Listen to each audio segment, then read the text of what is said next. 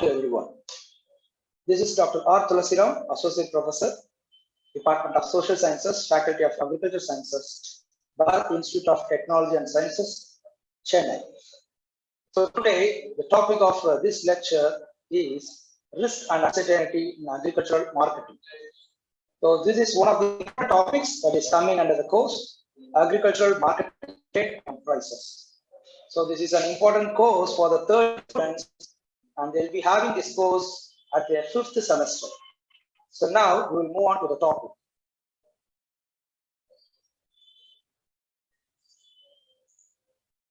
Yes, before going deep into the topic, you should understand the different stages in agriculture. Actually, this agriculture and economics in particular, it has 3 different stages, starting from agricultural production, where the farmers use the inputs, resources to get a product, a finished product which is ready for sale. So the final stage of agricultural production is the harvesting process. So once harvesting is done, so these harvested produces have to be sold to the near market by the farmers. So then only they will be getting paid for their crops. So the second stage is selling these harvested products. And the third stage is agricultural. So these are the 3 different courses that people will come across in agricultural economics in the agriculture syllabus. But before going for agricultural production, the farmer has to be given with enough capital. That is, they need to have enough money and enough equipments and other resources to go for agricultural production. So this agricultural finance is the first one which is needed by the farmers. What is agricultural finance? That is, they need to get loan through banks and other money lenders to have a production technology, right? So before getting the capital, the farmers are unable to go for a production process. So agricultural finance is the first one, and then using this money, the farmers will go for agricultural production, that is cultivation of any agricultural crops or horticultural crops, and then the harvested produce will be sold in the nearby market. So these are the 3 stages in agriculture. So out of which this particular topic, risk and uncertainty, that will be coming under this agricultural marketing, because as the course suggests, agricultural marketing, trade and prices. So the risk and uncertainties faced by the farmers in agricultural marketing will be discussed through. Yes, today's lecture is on risk and uncertainty in agricultural marketing. Okay, so risks faced by farmers are in different forms throughout the production process and also in the selling process, and also when they try to get loan amount from the banks, right? So here we will concentrate only the risk and uncertainties faced by the in terms of agricultural market, right? So that is a terminology called marketing channel in agricultural marketing. That is, it is the route through which any agricultural products will be sold to the ultimate consumer. That is, in a marketing channel, you have 2 corners. The first corner is, the left side corner is producers or farmers, and the right side corners are consumers. So the producers cannot sell the producers directly to the consumers all the time. So there will be lots of intermediaries, that is middlemen, involved in this marketing process. So the producers have to go through all these middlemen before it reaches the ultimate consumer, right? When it passes through many people, the risk involved in this process is also more. When the product passes through 1 or 2 people, the risk involved in this marketing will be very less. So any marketing channel will consist of lots of intermediaries and middlemen who will take the producers and they will try to give the same product to the next person who is involved in the channel. So when they do so, they will take their margin, that is profit. So the money paid by the consumer will not reach the producer as such. Say for example, if one product is 100 rupees and which is paid by the consumer, out of this 100 rupees, some part of this money will be taken as margins by these intermediaries involved in this marketing channel. So the more and more the length of the marketing channel, the more and more the farmers will lose their money. So since the length of the channel is a lengthy one, the farmers will face lots of risk in agricultural market. Right. So agriculture marketing is nothing but the farmers first they will incur their money in the form of farm inputs, that is fertilizers, seeds, labor charges, electricity charges, etc. After which the production process will start. After certain days of time, they will harvest their produce, and the harvested produce will be sold to the consumers. Okay. So when the farmers buy inputs from the market, that is input marketing, and when the farmers try to sell their harvested produces to the nearby market, that is called as output market. That is selling of output is called output market, and selling of inputs is called input market. Right. So what is risk first of all? Risk is any probability of an event to occur that is known, that is called as risk. That is, the farmers can easily guess what's going to happen in the future. Say for example, if the price of his product, that is tomato, is 30 rupees per kg, there is every chance of the same price to go down in the future. The farmers can easily guess it. The price of 30 rupees per kg at present can become 15 rupees per kg in the future. Even sometimes it may become 5 rupees per kg in the future. So this is a risk faced by the farmer, but you can easily know probability of this event to occur. So that is called as risk. Whereas in uncertainty, you cannot guess what's going to happen. For example, earthquake in our area, flood in our area, you cannot guess it. You cannot guess the probability of incidents to occur. Okay, we have 20% chance of earthquake tomorrow. We have 30% of chance to have a theft in our storage go down tomorrow. That we cannot guess. So that is called as uncertainty. So the farmers, when they try to sell their produce in the nearby market, they will face both this risk and uncertainty. Right. So as I said, risk is something you can guess. In the future, after harvesting the products, after 4 months of time, you may get either a profit or a loss. You can guess it. The probability is 50-50. Either you can get profit or you can get a loss. But whereas uncertainty, you have no idea what will happen in the future. And if that happens, only after that happening, you can adjust something. Okay. So next we will see the different types of risk in agricultural marketing. Okay. So there are 3 types of risk in agricultural marketing. One of the important concepts in agricultural marketing, they are physical risk, institutional risk, and price risk. Okay, so we will see one by one now. The first type of risk in agricultural marketing is physical risk. Okay, as the name itself suggests, physics risk, right? So there is a loss in the quality and of the product. When you take a product in your hand, that product physically you have the product in your hand. When there is any physical damage to the product, that you can call it as physical risk. Or sometimes the quality of the product may also get damaged. That also, which is related to the physical character of the product. So if there is something happening to the quantity or quality of a product, then you can call it as physical risk. Okay, when this will happen, say for instance, the first example given here is loss due to fire accident. You may store up your harvested grains in your godown. Okay, store it there.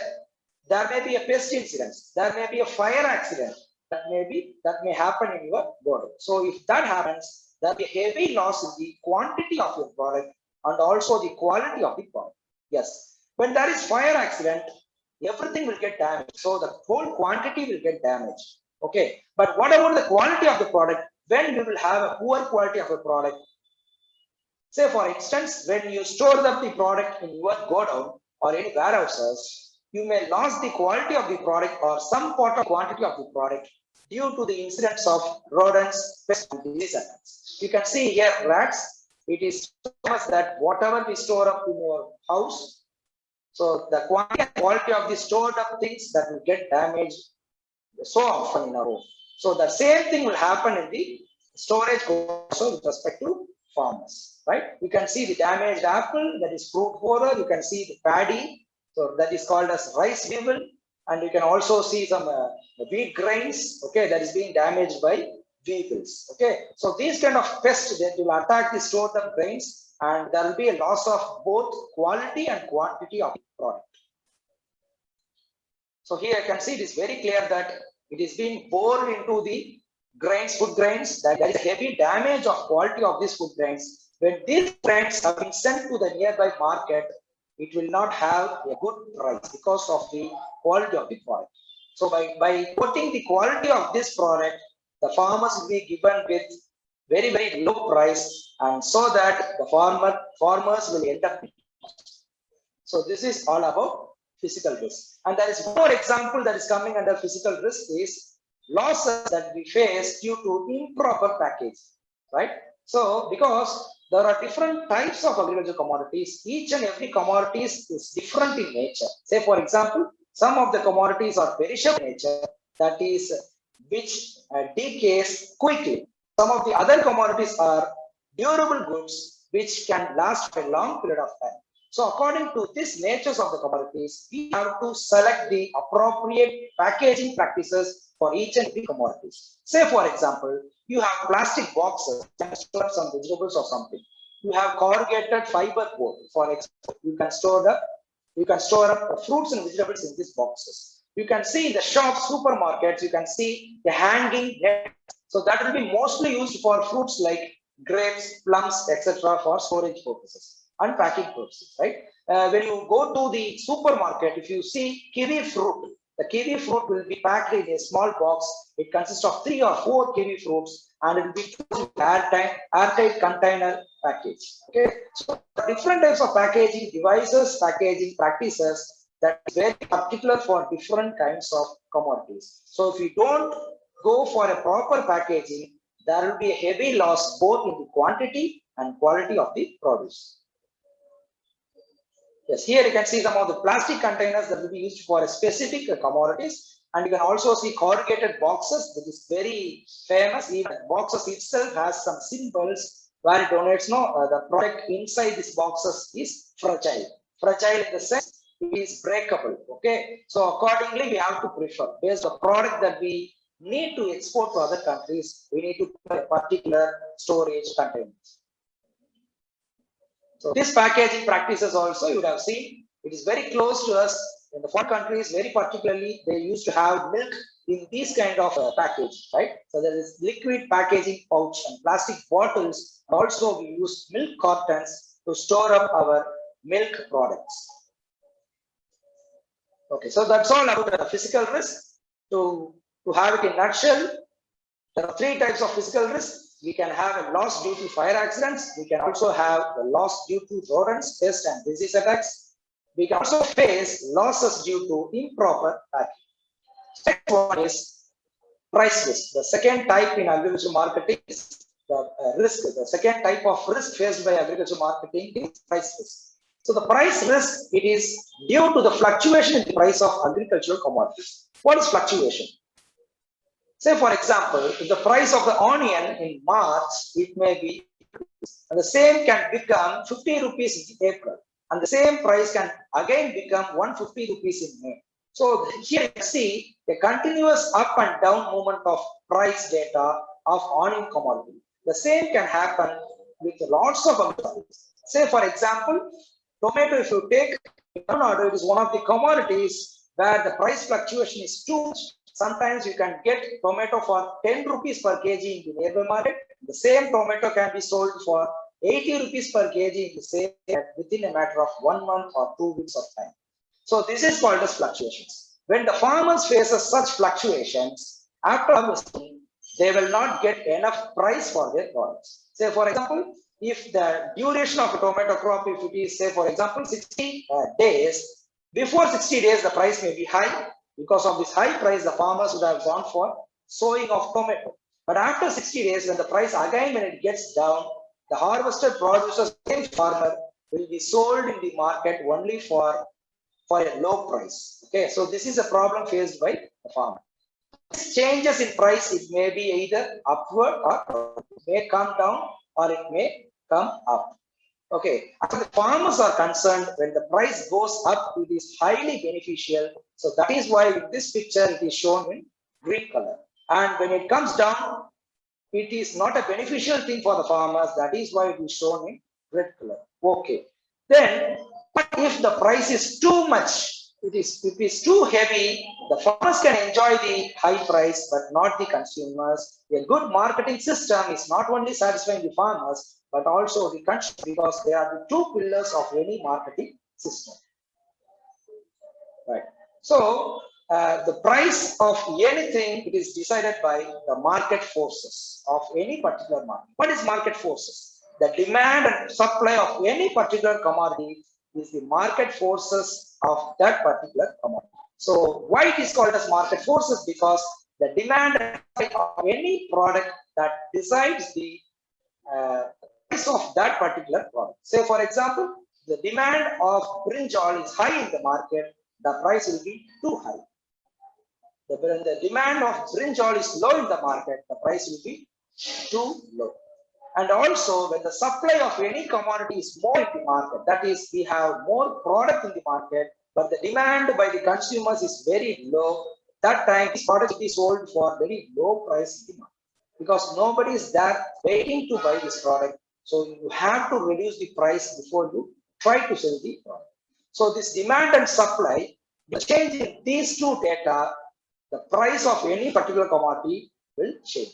So here you can see in this image, in season 1, you can see the demand and supply data. In season 2, the supply is more than the demand, where the price will be low. And again, in season 3, for the same commodity, the demand is too much when it is compared to the supply, where the price will be high.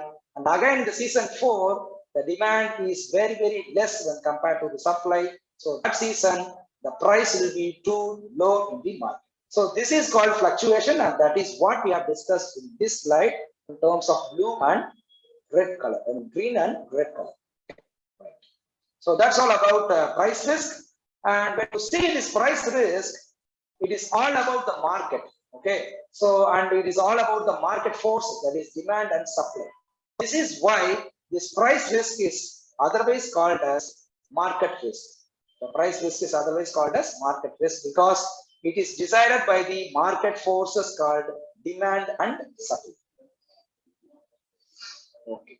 The type of risk faced by the farmers in agricultural marketing is called as institutional risk. So what is institutional risk?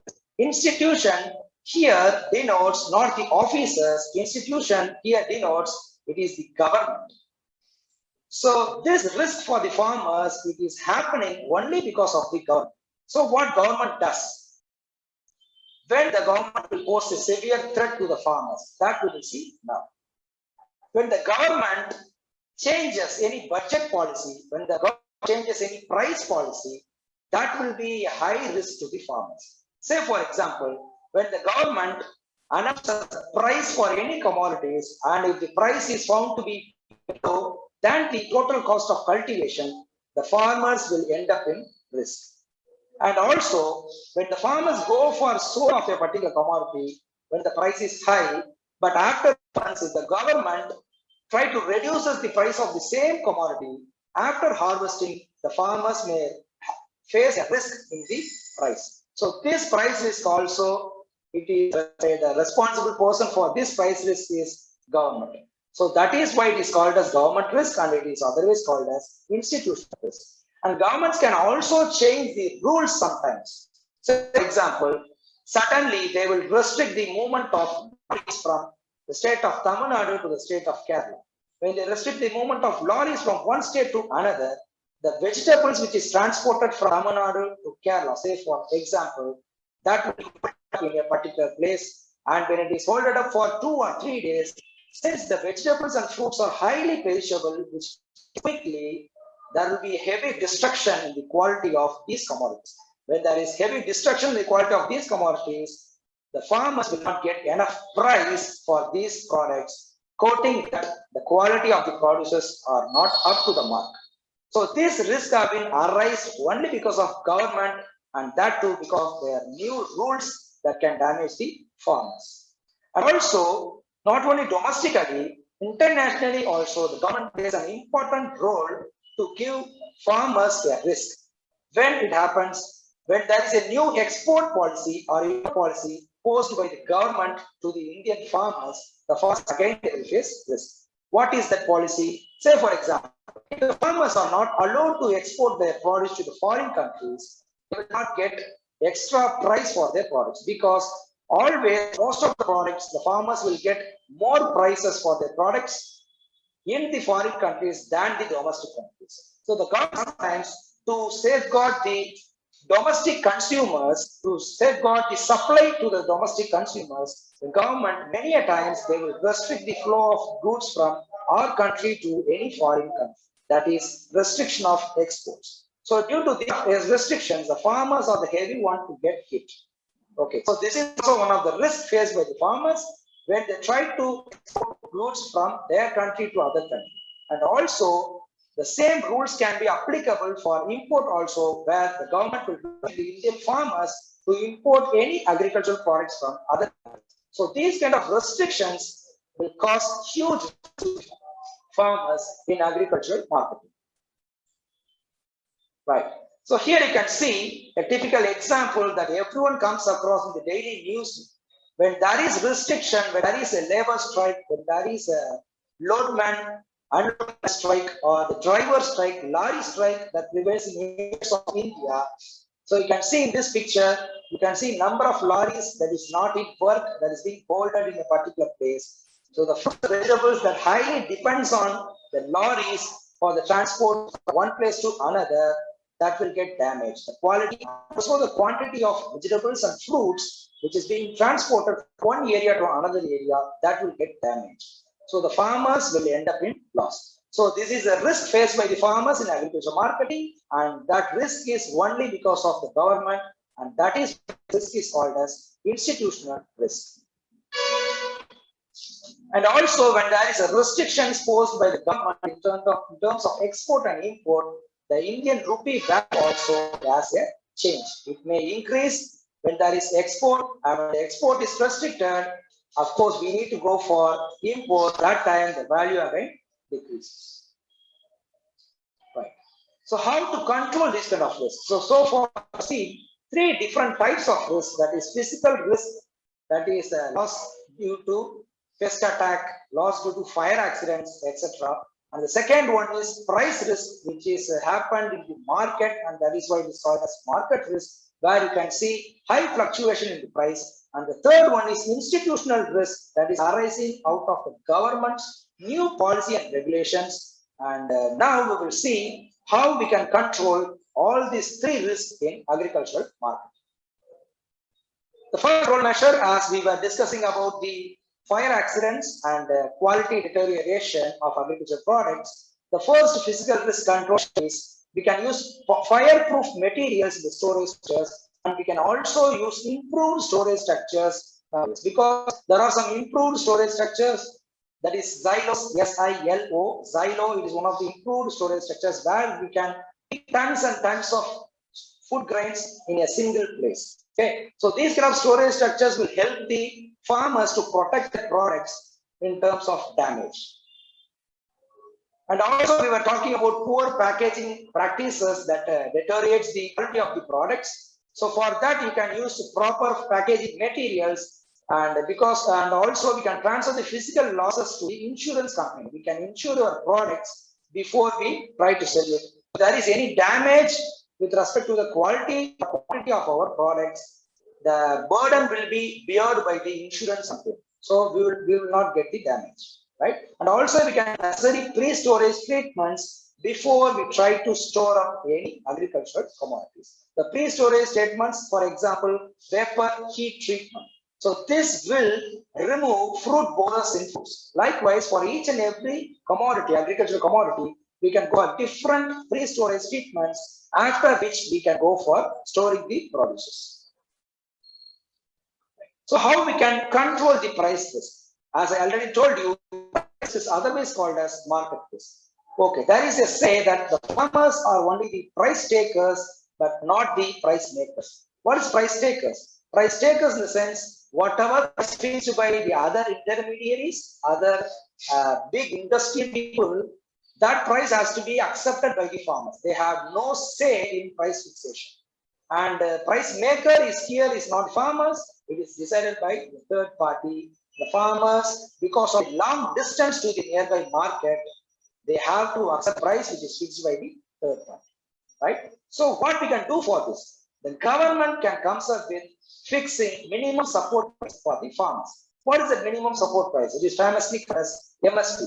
So the minimum support price is fixed by the government through Commission on Agricultural Cost and Prices, that is CACP.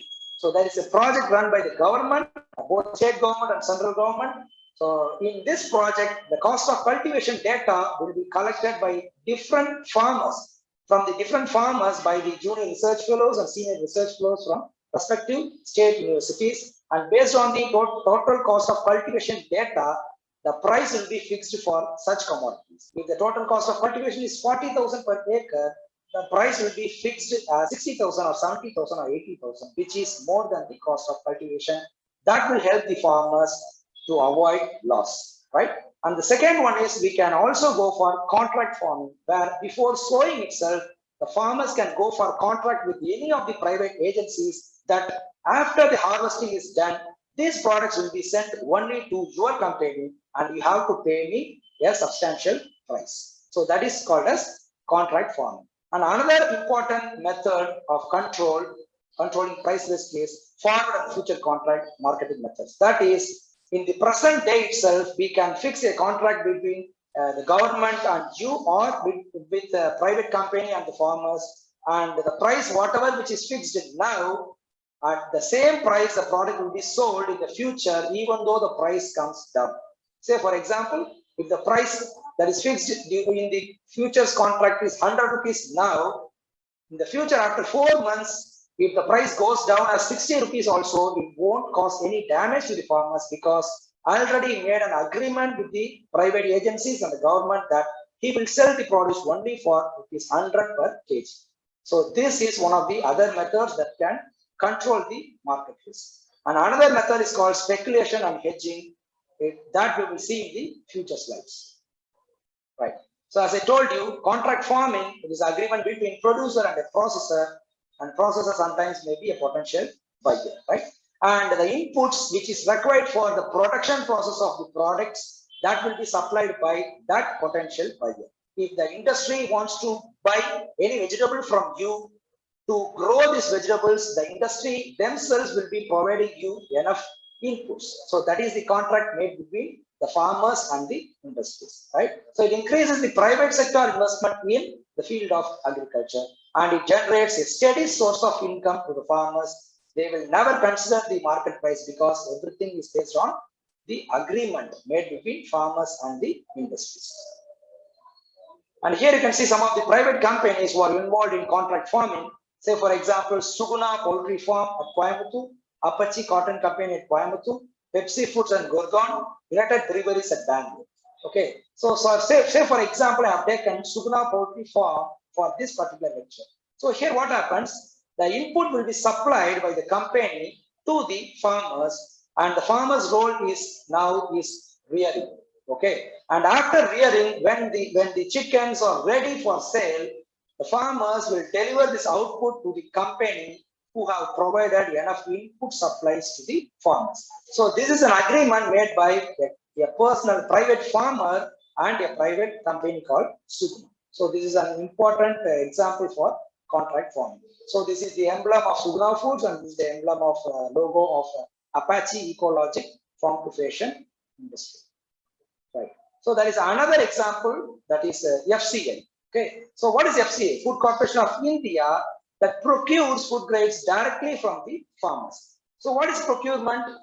They will have a contract with the farmers that after the product has been harvested, you can give your producers to me, take up the produce, so that the intermediaries and middlemen involved in the marketing channel that we were discussing in the previous slides, okay, that will not be harmful to any of the farmers, because we don't go to the marketing channel.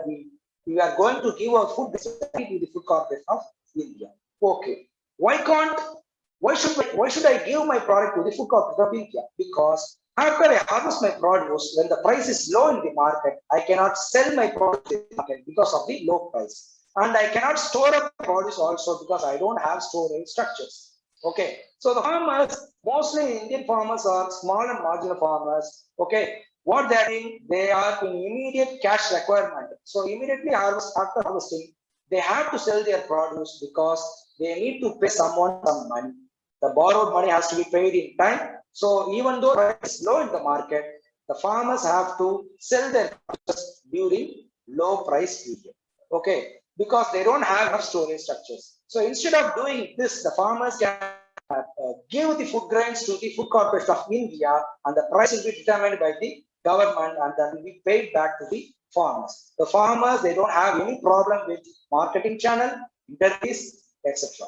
So what happens? Directly it is being procured by the Food Corporation of India, and what one of the special features of Food Corporation of India is they have storage structures. So by using the storage structures, the procured food grains from all the farmers of our country is stored up with the Food Corporation of India, and whenever which is needed by the market, when it is needed by the consumers, these producers will be supplied to the nearby market. Okay, whenever it is demanded by the market.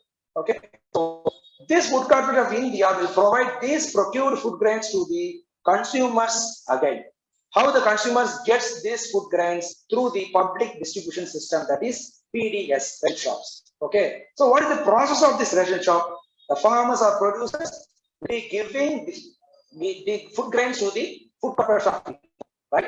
And the Food Corporation of India, in return, they will be paying MSP, price fixed by government every year based on the cost of production of a particular product, right? And after receiving the food grains, after procuring the food grains, these procured food grains will be stored as buffer stock by the, okay, and these food grains will be issued to the different states of our country at central issue price. The states have to pay the central issue price to the FCA, and there will be enough grains to the state governments. And these state governments will transport these procured food grains from FCI to different districts, blocks, villages, taluks, etc., and be given to the consumers through fair shops, that is otherwise called as ration shops. Okay, so money to the states, that is the central issue price, and in return the stored grains will be distributed to the fair price shops, from where the consumers can get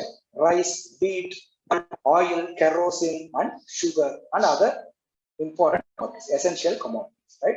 So what is buffer stock? To prevent changes in the price of agriculture. The previous slides we were talking about fluctuation in the price of agri commodities. Why there is fluctuation? Due to high demand. Whenever there is demand in the market, the Food Corporation of India will release grains to the market, and that will check the increase in price of that particular commodities, right? So in this of India will check the increase and decrease of price by supplying enough food grains to the market. Another important terminology that we have seen, that I told you that we'll be discussing in the future slides, that is speculation and hedging. Speculation is a process, and speculators is the person who does that process. What is that? They will buy the product at lower price, they will sell at higher price. That is, they will take risk. Okay, but to get this advantage, they have to store up this product for a long period of time. So when they store up this product, the produce price sometimes come down in the future, which may not be beneficial for the speculators. So that is why I told you, speculators are taking risk to get high price. Okay, they are looking for high price in the future. It may happen or it may not happen. So that is the risk faced by the speculators. And hedging, they don't face risk. They buy the product in the low price in the market and they sell the high price market. Okay, they immediately sell the produce without any storage. So that is why speculators are in short called as risk takers, and hedgers are called as risk averse. Risk averse in the sense they are risk avoiders. They don't want to take risk.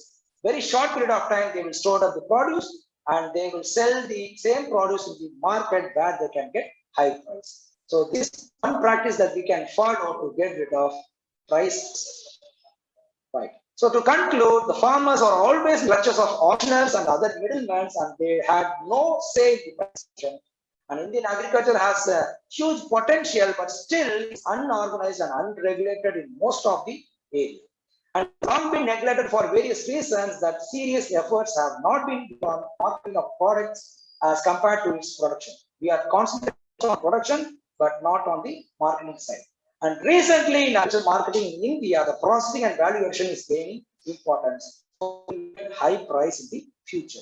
The quality of most of the products produced by India is not up to the mark to the requirements of the importing countries. So when we are able to produce the quality products in our country, we can also export the same to the foreign countries where we can fetch high price. So future farmers situation is a high question mark because always it is the corporates and other private agencies who fix the price of the farmers, and thereby the fate of the farmers is also being only few large industrial people. Okay, so this is the present situation. I hope the government's future policies, rules, and regulations will have a huge turnaround in the agricultural marketing of India, and that may help the farmers in the future time. So that's all for the today's lecture. Thank you for the patient listening. We'll again meet up with some time with some other interesting lecture. Thank you.